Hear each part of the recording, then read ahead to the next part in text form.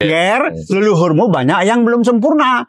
Kalau leluhurmu belum sempurna ini, yang namanya janji Eyang Sabda Pahlawan itu sulit untuk direalisasikan. Kalau di Jawa ini kan boleh dibilang 100% itu kan dikubur. Oke, artinya itu budaya kan? Ya. Nggak salah, Weda juga menjamin itu.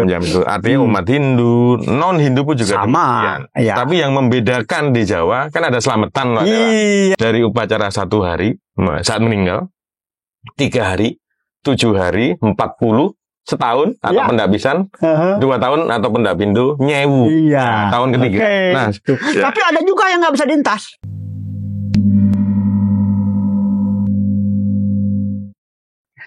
Om Swastiastu. Rahayu, rahayu, rahayu. Sahabat Mandala Channel, pagi ini kami berada di pelataran salah satu candi umat Hindu di Kediri. Dan di hari yang cerah ini kami bertemu lagi dengan sesepuh kita, Pak Dewa Suratnaya. Selamat pagi. Selamat pagi Om Swastiastu. Selamat datang kembali di Kediri. Terima kasih. Ya, gimana? Kapan terakhir? Baiklah. Ya. Nah, terakhir ini kan tren ya. Namanya tren. Ini kan banyak sekali pihak yang melaksanakan terkait dengan upacara entas-entas. Ya.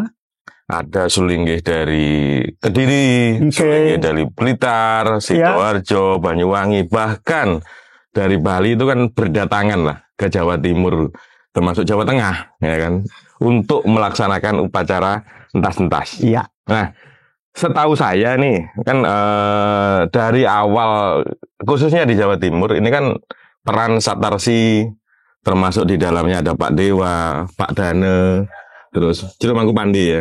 Nah, kan cukup berseliweran lah terkait dengan pelaksanaan upacara entas-entas ini.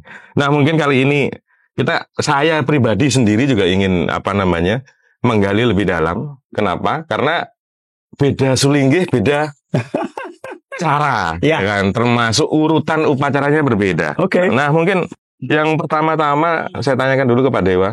Karena Pak Dewa adalah salah satu lah yang mengawali upacara entas-entas di Jawa Timur.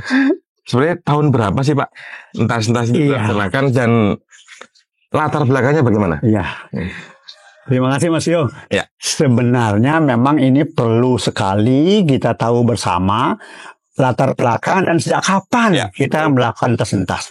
Tentu entas-entas yang kita maksud bukan entas-entas seperti yang dilaksanakan oleh umat Hindu di Tengger. Beda ini, agak beda. Karena sebetulnya ini dulu ada ceritanya, ada sejarahnya. Nah, sampai tahun 2024 ini, entas-entas yang saya dampingi dan saya ikuti acaranya sudah mencapai 17 tahun. Ya, ini pertama tahun 2007. 2007 pertama. Ini juga sebetulnya awalnya hanya berdasarkan petunjuk skala. Jadi begini, kita kan tahu di Jawa ini ramai sekali tentang Sumpah Eyang Sabda Pahlawan 500 tahun kan gitu. Ramai banget. Nah, kami juga terobsesi dengan kisah itu. Akhirnya 2007 salah seorang pemangku di Jawa Timur ini karena penasaran ingin tahu mana itu janji Sabda Pahlawan, bohong itu. Gitu ceritanya. Akhirnya beliau meditasi beberapa kali, beberapa purnama gitu. Ada petunjuk. Gini, leluhurmu, Ger, leluhurmu banyak yang belum sempurna. Kalau leluhurmu belum sempurna ini, yang namanya janji Eyang Sabda Pahlawan itu sulit untuk direalisasikan. Nah, akhirnya Mangku ini bertanya, lalu apa yang harus kami lakukan? Nah, muncullah, lakukan entas-entas, titik. Tidak pernah ada lagi petunjuk yang lain. Tanpa ada penjelasan. Tanpa ada penjelasan. Akhirnya Mangku itu diskusi dengan saya, gitu. Saya bilang lakukan entas-entas, tapi caranya nggak tahu kita bagaimana. Tidak ada sastra yang kita tahu seperti apa. Akhirnya sudah kita seadanya saja. Jadi waktu itu acaranya ya separuh Jawa, separuh Bali. Kita laksanakan. Nah, hanya saja sehari sebelum dilaksanakan acara entas-entas pola yang nggak jelas ini. Hadirlah seorang sulinggih dari Bali. Beliau tampaknya tidak berkenan dengan acara ini. Nah, kemudian akhirnya karena beliau nggak berkenan, umat kita jadi pecah. ada yang pro, ada yang kontra. Nah, kan begitu ya. Namun demikian, besoknya pada hari H kita lakukan juga. Karena waktu itu kita didukung oleh Kakak Noel Bali, Suwargi, Bapak EGAK Sutoyase. Dan juga beberapa tokoh dari Jakarta. Dari Bali juga ada yang datang waktu itu. Kita laksanakan seadanya. Kemudian kita kan ingin tahu, ya, apa sih dampaknya gitu. Nah, tapi sebelum muncul petunjuk itu, ada lagi petunjuk yang aneh. Jadi ketika saat purnama, umat sedang melaksanakan persembahyangan di sebuah pura, di tempatnya Mangku ini, mendapat petunjuk itu, lalu di pagar utama, pagar luar, kelihatan beberapa orang, seperti orang mengintip, gitu. Nah, bertanyalah umat ini kepada Mangku, Romo Mangku, siapa itu? Tercetus jawaban Romo Mangku, itu leluhur kita yang belum sempurna. Nah, di sana disampaikan kepada saya, lalu kita diskusi, oke, kalau gitu kita laksanakan entas-entas seperti petunjuk itu. Akhirnya pada hari H, laksanakan entas-entas, lancar, tetapi umat yang mendukung sangat sedikit. Tapi tetap kita lakukan. Nah, kemudian dampaknya adalah seminggu setelah kita melaksanakan entas-entas, ada sesuatu yang bersifat niskala, bersifat gaib. Kelihatan malam serombongan orang seperti prajurit mengelilingi pura. Dan itu seolah melindungi pura, menjaga pura. Nah, kemudian setelah itu kami merasa lega. Oh, berarti ada manfaatnya entas-entas ini. Nah, kemudian kita lanjutkan terus di banyak tempat. Sampai sekian tahun itu di Sumatera yang saya ikuti ya. Nah, kemudian di Jawa, di Kalimantan, kita lakukan di Maluku, kita lakukan. Di Jakarta, di Banten, kita lakukan. Dan hasilnya positif. Jadi yang merasakan hasil itu positif bukan kami yang melaksanakan tas-tas, tapi umat yang mendukung tas-tas itu. Nah, akhirnya kami besar hati lakukan. Tapi kami juga menyadari pasti ada pro kontra. Ternyata kan muncul. Ada yang mengatakan, entas-entas itu menipu leluhur. Seorang tokoh loh mengatakan, oke, kita terima. Orang Jawa nih? Orang Jawa. Justru kendala kami di orang Jawa sebetulnya. Kita ini punya kendala di orang Jawa. Karena banyak yang tidak paham, belum paham. Nah, kemudian juga ada yang mengatakan, itu yang merasakan entas-entas itu sesat. Jadi kita ini orang-orang sesat gitu ya. Klasik ya. Klasik gitu. Macam-macam lah muncul tuduhan itu. Nah, saya berpikir setelah 17 tahun kami melaksanakan entas-entas itu ya dengan versi Jawa, tapi juga ada unsur Bali sedikit. Terkait sesaji ya. Iya, sesaji. Mau tidak mau kita harus menghormati leluhur Bali, leluhur Jawa, kita hormati ya. Dan kita melaksanakan entas-entas itu kan pemuputnya atau pemandunya bersih Jawa, sesajinya Jawa, ada tambahan Bali sedikit. Kemudian juga mantramnya, di samping mantram yang normal untuk penceriannya juga ada mantram Jawa. Dan ternyata hasilnya bagus. Dan itu dilaksanakan bukan hanya di Jawa kan ya? Bukan, maaf. Saya melakukan ini juga diam-diam di Bali. Walaupun kami nggak mau rame. Di Bali kita lakukan berapa kali. Ya, sampai 3 kali kita lakukan, 4 kali kita lakukan di Bali. Tanpa artinya tidak melibatkan banyak orang. Tidak ada publikasi yang nggak ada publikasi. Kita lakukan itu. Makanya banyak. Di Kalimantan di Sangatta, Bontang, Samarinda, di Muara Kaman, di Sumatera di Muaro Jambi, seperti itu. Di Maluku, di Pulau Buru kita lakukan seperti itu. Itu. Nah, tapi sebentar dulu. Sampai waktu saat itu kami belum menemukan sumber sastra. Nah, itu yang mau saya tanyakan. Itu berdasarkan petunjuk gitu loh. Jadi kami sebetulnya juga masih belum 100%. Ya, betul. Mungkin. Karena di Jawa kan kelemahan kita, kelemahan kami ini kan referensi terkait dengan tidak ada ya. Catatan tertulis itu kan sulit untuk ditemukan. Betul. Nah, terkait dengan itu Pak Dewan, karena kan yang kita yakinkan kan bukan hanya teman-teman di Jawa nih, banyak pihak yang akan terlibat. Nah, terkait dengan tadi kajian sastranya bagaimana? Ternyata belakangan dari sebuah buku yang ditulis oleh Suwargi Ide Bagus Made Dharma Palguna, beliau seorang dokter Belanda, tapi kembali beliau pulang ke Lombok, beliau orang Tabanan, ya, beliau mengatakan bahwa entas-entas itu ada dalam sebuah sastra yang ada di Bali, di sebuah gereja di Jalan Imam Bonjol nomor 61 Denpasar. Namanya Pustaka Iswara Tatwa. Jadi namanya Pustaka Iswara Tatwa. Nah, yang kedua, di Jawa saya mendapatkan referensi ini dari penyuluh Kabupaten Bogor, Agus Widodo. Nah, beliau punya sastranya. Ternyata entas-entas itu ada di kitab Niti Sastra. Itu sudah cukup sebetulnya. Walaupun ada tambahan-tambahan lain seperti dalam Negara Kertagama juga ada entas-entas, tapi tidak sekuat Niti Sastra dan Pustaka Iswara Tatwa itu. Belakangan kita baru menemukan itu. Ya. Artinya apa yang dilaksanakan sudah ada. Ya, sudah mengikuti jalur sebetulnya. Jalurnya sudah pada jalurnya karena sastranya ada, cara melaksanakannya jelas, gitu ya. Semua sudah ada sebetulnya. Nah, mungkin biasa ya. Teman-teman di Jawa ini kan selalu referensinya, ya kan? Ke Bali. Nah, apa namanya? Selalu kalau di Jawa begini, di Bali bagaimana? Nah, mungkin ini langsung terkait dengan prosesi Pitrayanya di Bali. Nah, kalau di Bali kan ngaben, kan makanya di postingan kami ya di media sosial kan selalu apa bedanya? Oh, entah sama dengan ngaben dan lain-lain. Ini kan banyak sekali yang tanggapan yang seperti itu. Nah, kalau yang paling mendasar Pak Dewa di Bali dari itu ada orang meninggal sampai proses ngelinggian ini secara garis besar bagaimana sih? Begini, kalau orang meninggal yang pertama pasti ada jenazahnya. Lalu ya artinya apa? Prosesi penyempurnaan leluhur di Bali itu diawali dengan menjemurnakan badan jasad dulu. Entah itu dikubur atau dikremasi. Nah, dua pola ini sebetulnya ada dalam Rigveda Mandala 10 Sukta 15. Mantram 14. Perihal kematian ada dua pola penanganannya. Yang pertama adalah dagdag ini dikremasi, yang kedua agni dagda kubur. Nah, nanti teknisnya seperti apa disesuaikan dengan desa Kalepatra. Maka kalau kita bicara ngaben seperti di Bali itu banyak modelnya. Bali Utara beda, Selatan mungkin beda, Timur juga beda. Kita nggak mungkin membuat semacam SOP gitu ya, standar prosedur nggak mungkin. Artinya kalau saya sebagai orang Jawa mau mengcopy apa yang di Bali harus milih dulu nih. Nah, kalau pilihannya benar tepat, kalau enggak, karena ingat desa Kalepatra.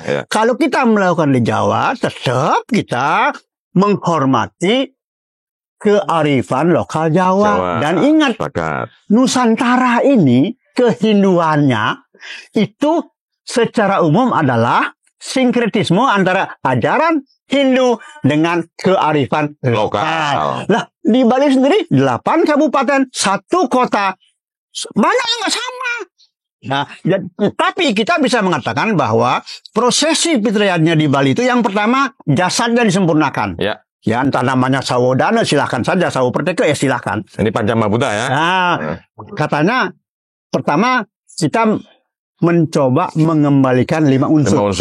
Tapi apakah betul 5 unsurnya itu? Kita nggak tahu. Nah, tapi yakin. Nah, yang kedua setelah jasad disempurnakan, lalu disempurnakan jiwa. Jadi 2 kali. Kalau misalnya sekarang katakanlah dikremasi, jasad dikremasi, lalu saat dibakar, unsur api kembali, unsur angin kembali, lalu abunya dibuang ke air, ke laut misalnya, unsur tanah dan unsur air kembali. Tapi eter belum tentu kembali. Nah, kalau memang kremasi itu betul-betul mengembalikan 5 unsur termasuk eter, kenapa kita harus ngulapin lagi? Nggak dipanggil lagi, ngedetin lagi. Lalu dibuatkan Puspalingga. Untuk apa? Nah, artinya kalau menurut saya yang kembali itu baru catur Buddha, baru 4. Eter enggak. Karena eter inilah yang membingkai roh ketika abu dibuang ke laut. Sehingga itulah yang diambil, yang panggil balik ya. Nah, kemudian setelah dipanggil balik ada wahananya. Itu yang disebut dengan Puspalingga. Yang terbuat dari bunga. Jadi ketika Puspalingga dibuat sebagai linggihan dari yang dari laut itu, dipanggil dari laut, namanya bukan lagi nama KTP almarhum ini. Namanya sudah nama bunga. Kalau di Bali ada nama Isandat, Ijepun, ya itu sesuai bunga yang digunakan. Bukan sesuai bunga. Pilihan ini yang mana. Okay. Nah, kemudian di Puspalingga ini, kemudian ini dimandikan lagi dengan tirta, kemudian dibakar, abunya dibuang ke laut. Disinilah kita harus tahu apa hubungannya Puspalingga ini dengan 5 unsur eter itu. Jadi Puspalingga ini sebetulnya untuk menyempurnakan panca tan matra, 5 bibit. Bibit suara, bibit rupa, segala macam itu. Ya. Nah, kenapa?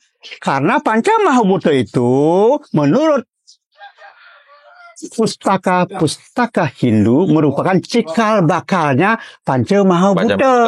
Jadi kalau mau kita mengembalikan seutuhnya ke 5 unsur ini, maka 5 bibit Panca Tanmatra juga harus disempurnakan. Jadi model pengambilan di Bali sebetulnya secara umum hanya 2. Intinya loh ya, bukan prosesnya. Mengembalikan atau menyempurnakan jasad. Yang kedua, menyempurnakan jiwa. Ya. Baru Panca Mahabhuta ini kembali. Nah, di Jawa bagaimana? Nah, tapi sebelum ke sana, ya kan, katakan selalu ada pertanyaan. Ya. Sebenarnya yang diupacarai di Pitrayatnya itu sang roh atau sang Atman? Jadi begini, ada yang menganggap bahwa Atman itu sama dengan roh. Ya. Atman, roh, jiwa dianggap sama. Kalau kita bicara Atman, kita harus balik ke Upanishad, Sweta Swatara Upanishad. Di sana dikatakan bahwa manusia itu punya 2 jenis Atman. Yang pertama, Atman yang betul-betul 100% itu Brahman. Dari Tuhan ya? Ya, dari Tuhan ya. Dan dia tidak kena hukum-hukum bumi. Ya. Tidak basah oleh air, tidak kering oleh angin, tidak terbakar oleh, tidak bisa dibunuh.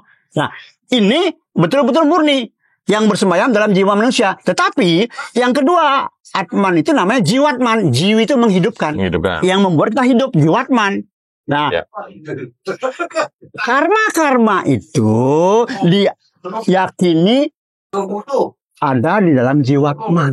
Nah, jadi sebetulnya sebelum orang itu mati, Atman yang 100% Tuhan itu sudah balik ya? ke Paramatman. Tinggal Jiwatman. Jadi sebetulnya yang di Aben, yang disebut Jiwatman ini, jiwanya. Makanya inilah unsur yang membuat kita tuh selalu memilih baik atau buruk. Iya. Unsur murni dari Tuhan. Unsur ya. Jiwatman inilah sebetulnya bagian daripada Atman, tetapi inilah yang sebetulnya yang kena karma ya. Yang kena karma. Bisa baik, bisa buruk. Ya. Ini dia. Inilah sebetulnya yang kita upacarai, sempurnakan sehingga selubung itu sirna dia. Gitu. Nah, kalau kembali ke yang di Bali ya, di Bali kan tadi kan umumnya dikubur atau dikremasi. Ada juga yang ditaruh ya kan. Ya. Kayak di Trunyan gitu kan. Trunyan. Dulu di Bali Utara begitu sama. Dulunya di Jawa juga ada yang seperti itu katanya, Pak. Ya. Jadi karena jasad yang sudah meninggal itu hanya diletakkan di pinggir hutan, dikhususkan untuk tempat itu. Ya. Nah, tujuannya adalah jasad itu harus bisa bermanfaat walaupun sudah menjadi. Betul. Nah, kalau sampai ada jasad yang masih utuh di situ tanpa diambil oleh burung datang puas, berarti orang itu bermasalah hidupnya. Iya, berarti ada beban. Seperti itu. Contoh-contoh yang dulunya ada juga di Jawa seperti itu, tapi sekarang udah nggak ada. Nah, kembali ke Jawa sekarang, ya kan di Bali udah kita bahas kita, ya kan, sebagai gambaran umum. Nah, kalau di Jawa ini kan boleh dibilang 100% itu kan dikubur. Artinya itu budaya kan? Ya.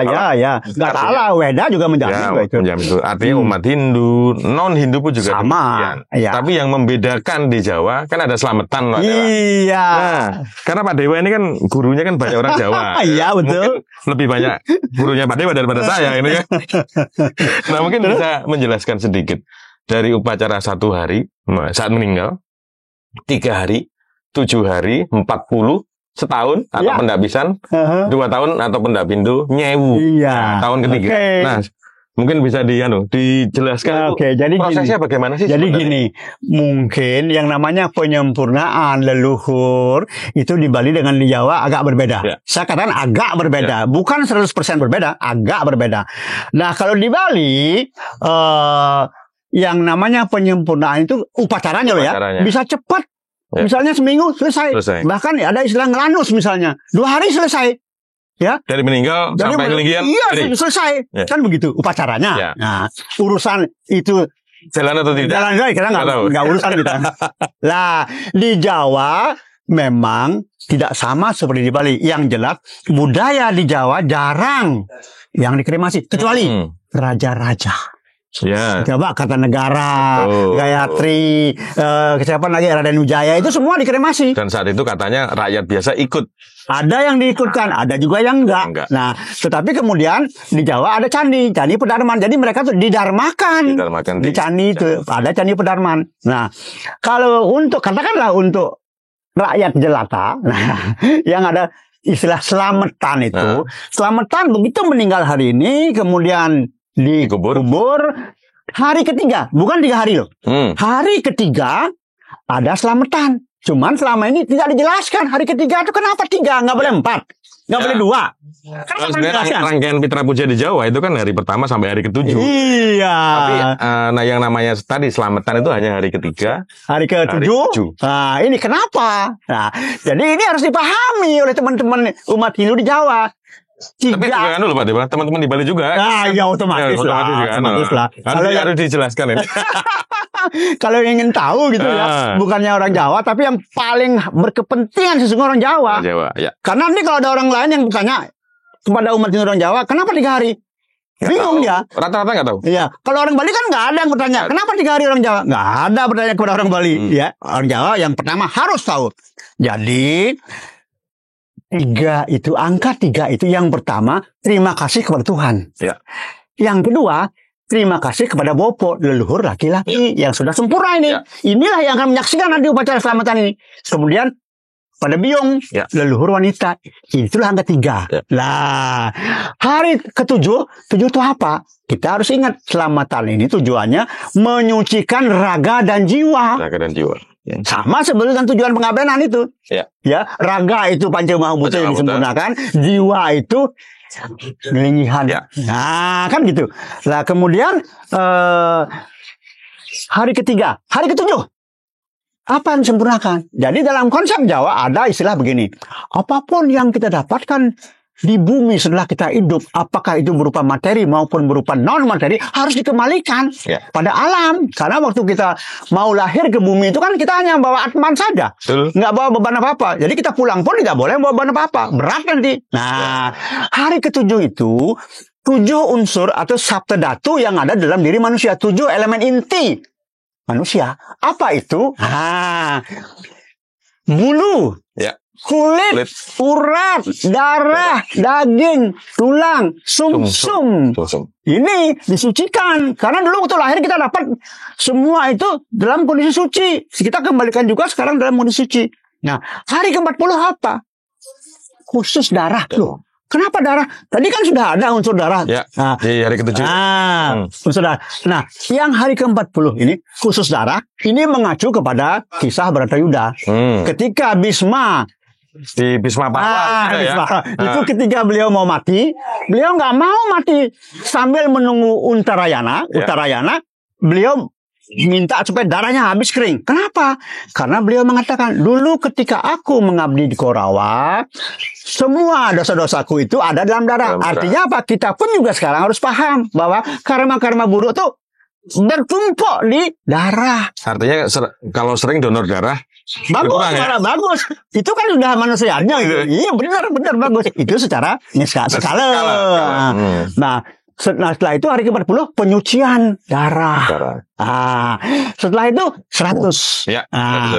100 ini penyucian terhadap 100 jumlah ruas tulang yang kecil-kecil. 100 ruas. Lalu mendak pisan. Tahun pertama. Tulang besar-besar, balung-balung ini disucikan. Tahun kedua. Mendak pindu. Penyucian seluruh tubuh. Kenapa? Khawatir kalau ada yang ketinggalan. Tidak tersucikan. Seluruh tubuh disucikan. Pengulangan lagi keseluruhan. Selanjutnya Yewu sudah nggak ada lagi yang tidak suci. Di sana sudah sama dengan istilahnya memukur. Sama. Memukur kalau di Bali ya. Di Bali memukur. Kalau di Jawa, begitu nyewu, dia sudah berperan sebagai taksu. Sambil menunggu reinkarnasi. Tapi belum melinggih, dilinggihkan belum. Maka setelah nyewu, ada namanya pangentas panjurung sukmo, Atman Manunggal. Jadi itu harapannya kita menyatukan antara Atman dengan Brahman. Ya. Harapannya moksa, harapan loh ya. Nah, moksa apa enggak kita nggak tahu. Tergantung yang karmanya. Nah, gitu. Itulah pengentas panjurung sukmo Atman Manunggal yang sering kita sebut dengan entas. Itu loh. Seperti itu prosesnya. Nah, mungkin saya tambahkan sedikit. Jadi kalau saya orang Jawa lah ya, yang dari kecil udah paham lah. Selalu urutan-urutan tadi. Kemudian yang menarik kalau di Jawa, setiap tahapan upacara selalu kenduri, Pak Dewa. Ya, jadi ada tumpengan lah. Ya. Jadi contoh ketika jenazah itu mau berangkat, itu ada upacara menggunakan tumpeng pungkur dan lain. Iya, tumpeng pungkur yang berbalik pungkur kan. Berbalik. Iya. Jadi artinya apa artinya? Itu mungkur balik. Nah, apa artinya? Nah, mungkin tambahan lah. Pungkur itu sebetulnya kalau di Bali ada namanya pemegat. Pemegat. Antara yang hidup dengan yang mati ini supaya tidak masih terikat. Nggak ada ikatan. Nggak ada ikatan. Jadi biar cuntakannya hilang juga. Ya, katakanlah begitu. Ya, yang jelas supaya masing-masing tahu dia sudah alamnya beda. Oh, kita juga beda alamnya nih. Gitu. Seperti pemutus. Ya, makanya diadu punggung. Tapi kalau das-das nggak pakai lagi adu punggung. Karena sudah selamatan ini. Udah selesai. Udah selesai. Gitu, nggak pakai lagi tumpang adu punggung. Kemudian ini Pak Dewa, terkait dengan apa yang disampaikan oleh leluhur kita ya. Jadi sang roh Jiwatman tadi telah meninggal itu kan sampai 40 hari itu kan masih di lingkaran keluarga. Terus? Nah, ini kenapa? Kenapa? Sama kayak tadi, selama 40 hari itu, belum 40 hari, kan kita masih dianggap dosa itu kan. Darah tadi itu. Belum. Di samping itu yang kedua, masih ada keterikatan rasa. Tapi setelah 40 hari selamatan, kita mengharapkan dosa-dosa itu hilang semua. Kemudian rasanya juga putus karena dimakan oleh waktu. Artinya sebenarnya kan, tapi kan gini, penyadaran kepada sang Jiwatman bahwa dirinya sudah mati itu di hari keberapa? Sebetulnya kalau di Bali ada istilah ngecelunin. Nah, kalau di Bali 3 hari. 3 hari diingatkan. Karena begini, begitu orang meninggal, dia nggak tahu kalau dia sudah mati. Dia berusaha komunikasi, Mas Tio, tapi tidak terjadi komunikasi. Nah, dia tetap ada di dekat jenazah itu. Nah, setelah dia dikremasi, dikubur, hari ketiga diingatkan, kamu sudah mati, alammu beda. Kamu nggak ingat lagi dengan ini kehidupan ini. Kamu kan nggak akan bisa berkomunikasi dengan keluargamu lagi. Nah, kalau di Jawa proses itu membutuhkan waktu sampai 40 hari bersamaan dengan terhapusnya karma-karma yang menempel di darah itu. Gitu. Unik memang unik. Oke. Terus tadi kan sang roh sang Jiwatman 40 hari. Nah, setelah 1000 hari ini ceritanya gimana? Ini kan karena alam Jawa nih ya. Alam Jawa. Jawa ya. Sama alam kan berbeda. Nah, ini pengalaman saya di Pekalongan dan di Banyumas begini. Ini unik ini dan menarik. Jadi begitu nyewu, dulu kan katakan dikubur nih, dikubur dulu. Begitu nyewu, secara niskala kuburan itu berubah menjadi rumah-rumah Jawa yang terbuat seluruhnya dari kayu jati dan indah. Bedanya satu rumah dengan rumah yang lain, ada yang besar rumahnya, ada yang pas-pasan, tipe 21 mungkin ada yang bertingkat. Nah, itu tentu karma lah yang beda. Nah, jadi waktu nyewu berubah itu dan si ada penghuninya di rumah bagus itu, dan rumah itu nggak pernah dikunci, nggak dikancing, selalu bukan terbuka, tidak dikunci, tapi tertutup pintu tapi nggak dikunci. Nah, kemudian setelah dilaksanakan entas-entas, ini yang di Pekalongan ini saya temui, setelah entas-entas, ternyata rumah itu kosong semua, penghuninya pindah ke sebuah rumah besar. Ini yang kita bilang pedalaman Sunia. Jadi berkumpul di rumah besar itu. Rumah itu kosong. Tapi tetap dipelihara. Maka di Banyumas ada yang namanya upacara kepung. Memelihara kubur setiap 35 hari. Mereka datang ke makam, bersihkan. Ada yang melosor dibetulin, rumputnya dibersihkan. Namanya kepung. Ya. Karena untuk menjaga rumah itu. Kenapa perlu dijaga? Kalau nanti ada keturunannya yang datang nyekar dari rumah besar ini turun ke sana. Ke rumah Jawa ini terjadi komunikasi rohani. Ya. Nanti begitu ini pulang yang nyekar, beliau juga balik ke sana. Di sana ngapain sekarang? Apa jadi ya? hanya jadi tempat titik terminal ketemu aja ya. Pertemuan. Kalau di Bali mungkin ya kayak Merajan gitu ya. Kayak Merajan begitu. Lah itu menjadi tempat pertemuan semacam terminal ya. Dan itu menyebabkan orang Jawa memelihara kubur itu tidak dirapuh gitu. Permasalahannya kalau orang atau umat Jawa dikremasi, kan enggak kuburannya di mana? Nah, itu. Mencarinya kemana ini ya? Nah, walaupun dikremasi, tapi kalau orang Jawa kan tetap ada terminal sebetulnya. Ya, punden deh. Ada punden, ada danyangan. Itu tetap ada. Itu sebetulnya nggak ada yang hilang gitu loh. Nah, ini yang mungkin orang akan bertanya, ya Pak.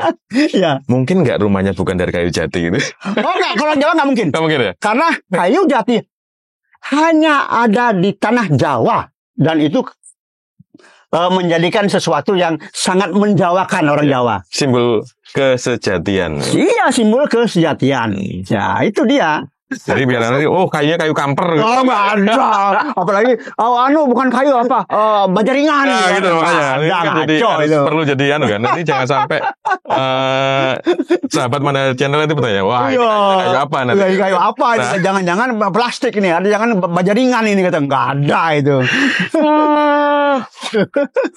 Nah, terkait dengan proses Pak Dewa ya. Yap. Saya pribadi itu bertanggung jawab. Pernah lah ya bertanggung jawab untuk melaksanakan upacara entah-entah 2 kali. Ya. Tahun 2018. Itu saat itu saya masih belajar lah. Benar-benar belajar karena harus melihat ke beberapa titik ya kan. Saat itu pun juga karena saya awal-awal kembali ke Kediri ya. Berkomunikasi dengan beberapa Sulinggi Jawa juga banyak keterbatasan lah.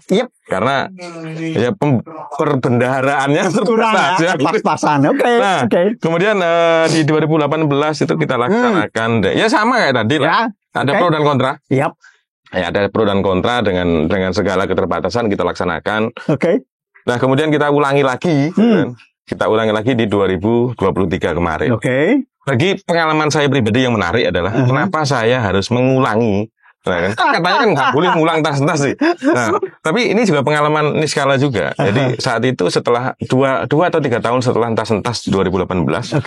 Jadi ada saudara yang bisa membantu saya, ya kan, memfasilitasi ceritanya. Secara rohani ya. Rohani untuk berkomunikasi dengan buyut saya kalau buyut saya.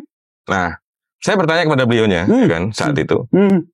Kan sudah dientas dan sudah anggaplah kita buatkan rumah baru di sini kan. Tapi kenapa kok nggak di sini gitu kan? Nah, bahkan ketika saya mau entas-entas kedua itu saya diminta kamu harus datang ke tempat saya dikuburkan. Nah, kan? Ini pertanyaannya berarti upacara entas saya pertama gagal dong. Ini kan kan? Ini kan kalau saya kan logik banget. Persepsi kita begitu. Saya logik banget ya. Beliau udah anggaplah kita daftarkan nih di peserta entas-entas. Ya. Tapi beliaunya sendiri nggak mau datang. Nah, artinya anggaplah ini bodoh-bodohan lah. Berarti apa yang saya lakukan sebelumnya? Lalu disuruh datang. Iya, ketika saya mau entas 2023, saya diminta lagi datang ke sana. Ya kan? Bahkan dari sana harus berurutan ini Pak Dewa. Sampai ke Jawa Tengah. Jawa Tengah ada 2 titik yang harus kita cari. Tapi sekarang ketemu lah. Ya kan? Kemudian setelah itu kita nggak ada lagi informasi tambahan. Kan? Bahwa beliau mudah-mudahan lah. 2023 udah selesai. Nah, sekarang pertanyaannya kan gini. Entas-entas di Jawa ini kan banyak nih. Terus? Ya. Panitianya bermacam-macam, umatnya bermacam-macam, penguburnya bermacam-macam. Artinya, kasus seperti saya, ya kan? Kemungkinan ada juga Pak. Sangat ada. Jadi kita lihat dulu kenapa kasus itu terjadi kepada Mas Tio. Jadi ada leluhur sebetulnya beliau sudah terlalu tinggi didaftarkan kembali percuma karena level beliau sudah di atas, katakanlah sudah menjadi istadewata. Kalau toh beliau berkenan hadir tidak untuk ikut dalam upacara entas-entas tetapi sebagai saksi. Sebagai saksi. Tapi kalau beliau datang ke nah itu berarti sebetulnya beliau tidak membutuhkan entas-entas karena sudah melewati tahapan itu. Ya, seperti itu. Saya juga sempat crossing lagi kan. Itu crossing lagi dengan nggak perlu diintas, nggak apa-apa itu. Iya, karena beliau sudah melewati batas itu. Ya. Tapi ada juga yang nggak bisa diintas. Kalau misalnya kita hanya mendaftarkan nama kakek dan nenek, ini yang di atas beliau-beliau ini ikut diajak semua. Jadi kita nggak bisa membatasi. Ini yang nanti yang hanya tahun sekian, nggak bisa. Emang sastra ditulis semua oleh manusia. Ada sastra bertebaran di alam semesta ini, ya. Weda itu bukan hanya tumpukan kitab-kitab tebal, tidak ada weda-weda nggak tertulis. Inilah yang harus kita kaji. Ya. Jangan kemudian orang Jawa nggak ngerti Jawa. Bagaimanapun juga sejarah Jawa itu pernah hebat loh.